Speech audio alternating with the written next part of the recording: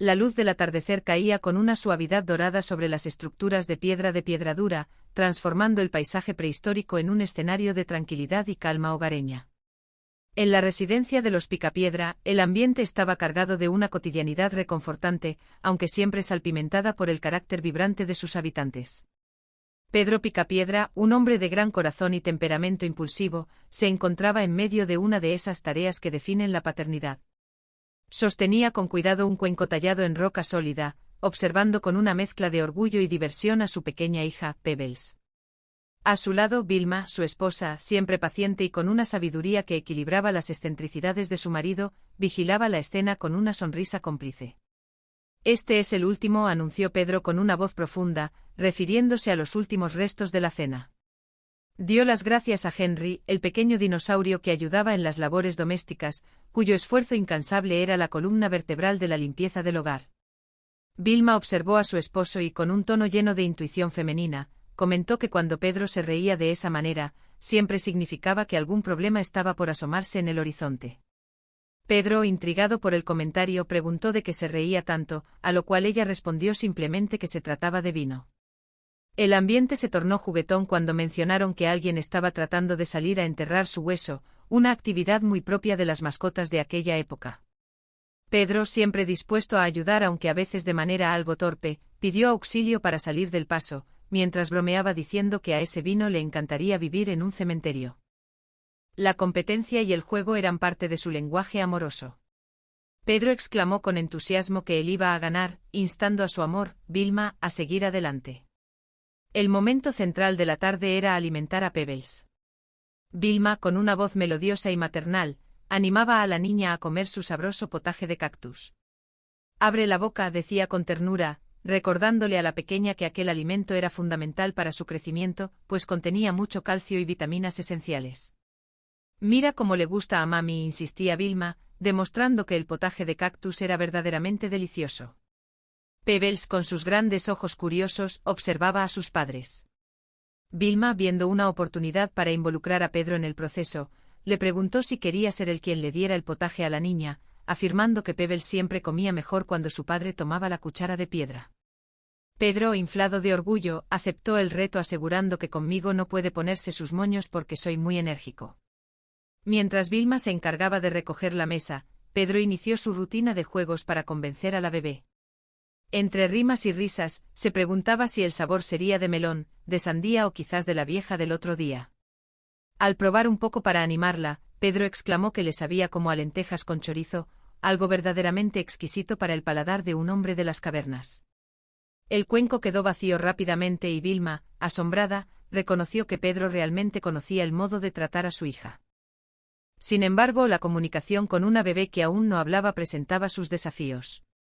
Pedro sentía una mezcla de desesperación y ternura al ver que Pebbles intentaba decirle algo sin éxito. Expresó su profundo deseo de que ella empezara a hablar pronto, imaginando que ese día sería todo un acontecimiento para la historia de la familia. En medio de estas reflexiones, el sonido del cuernófono interrumpió la paz.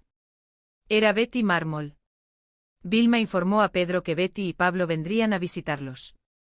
Pedro, cuya paciencia era a veces limitada, reaccionó con su habitual brusquedad, preguntándose por qué no se quedaban en su casa en lugar de visitarlos todas las noches.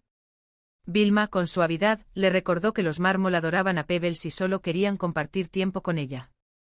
Pedro admitió que lo sabía, pero se quejó de las payasadas de Pablo, a quien llamaba cariñosamente pero con irritación el enano. Criticaba las imitaciones de gallo y caballo que Pablo hacía para entretener a la niña, alegando que eso ya lo tenía enfermo.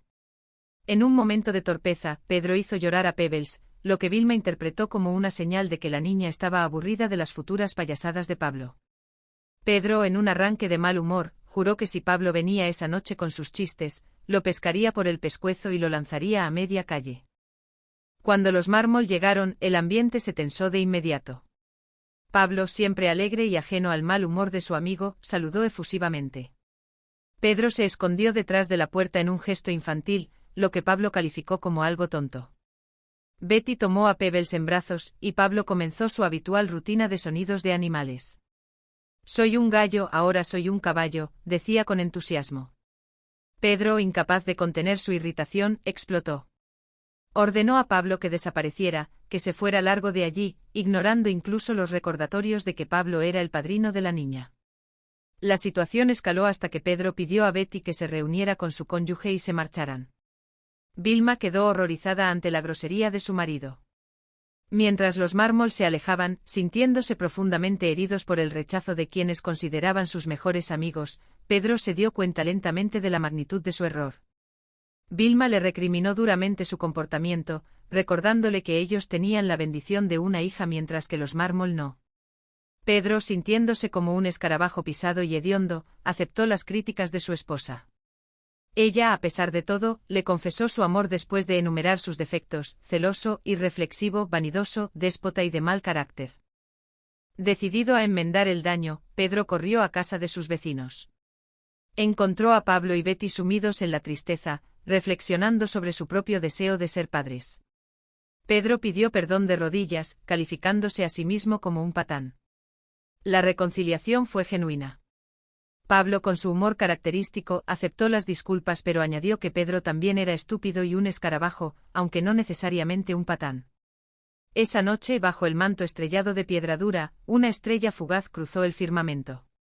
Betty y Pablo, tomados de la mano, formularon un deseo ferviente. Aunque guardaron el secreto para no echarlo a perder, el anhelo de sus corazones era evidente para todos. La mañana siguiente trajo consigo un cambio trascendental. Pablo, al salir a recoger el periódico, se encontró con una sorpresa que cambiaría sus vidas para siempre. En lugar de solo noticias sobre los tirapiedras de Piedradura, encontró una canasta. Dentro no había un gato como pensó inicialmente, sino un bebé. Un niño pequeño, de una fuerza descomunal, que sostenía una nota. El mensaje pedía que cuidaran bien de Bam Bam, un huérfano que necesitaba un hogar lleno de paz. La alegría de los Marmol fue absoluta. Pablo, asombrado por la fuerza del pequeño que casi le rompe un dedo al apretarlo, corrió a contarle la noticia a Pedro. Pedro, aunque inicialmente escéptico y apurado por ir al trabajo, pronto se contagió de la emoción al ver al niño. Decidieron tomarse el día libre para celebrar. Vilma y Betty se unieron en el entusiasmo, planeando el futuro del nuevo integrante de la comunidad. Sin embargo, el camino hacia la paternidad legal no sería sencillo. Para conservar a Bam Bam, los Marmol debían adoptarlo formalmente. Llevaron al niño a conocer a Pebbles y, para sorpresa de todos, los dos pequeños simpatizaron de inmediato. Bam Bam incluso intentó enseñar a Pebbles a caminar, demostrando una precocidad asombrosa. Pero la tragedia rozó la felicidad cuando los niños se acercaron al jardín de un gato peligroso. Bam Bam, haciendo gala de su fuerza sobrehumana, salvó a Pebbles de un peligro inminente, consolidando su lugar como un pequeño héroe a los ojos de sus padres adoptivos. El proceso legal comenzó en el Instituto Nacional de Protección a la Infancia.